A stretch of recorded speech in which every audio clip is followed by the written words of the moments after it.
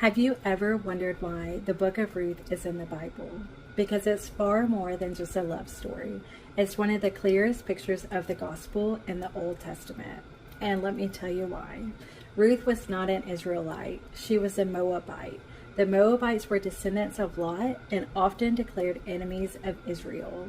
It even says in the book of Deuteronomy that no Moabite was to enter the assembly of God.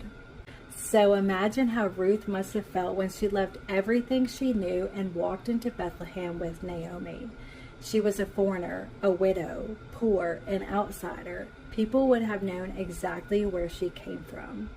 But that did not stop her. She went to work in the fields, gathering leftover grain that harvesters left behind. This wasn't glamorous work. This work is equivalent to our welfare system. Then we meet Boaz, a wealthy landowner that Ruth worked for. He helped her and eventually invited her into his home and married her. Boaz becomes Ruth's Kinsman-Redeemer, willingly paying the price to redeem what she could never redeem on her own.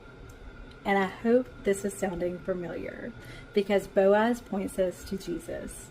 Jesus came for the outsider. He came for the broken. He came for those who could never save themselves. And here is what amazes me the most. Are you ready?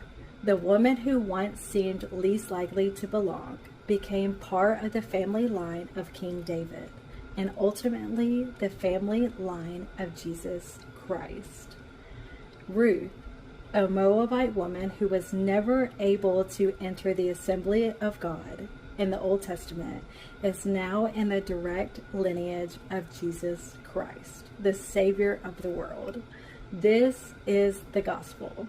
The story of Ruth is the story of the Hebrew word Hesed, which is God's steadfast love, covenant faithfulness, and loyal love in action.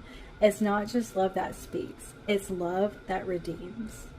If God can take a Moabite widow and place her in the direct lineage of the Savior of the world, imagine what he could do with a life that's fully surrendered to him.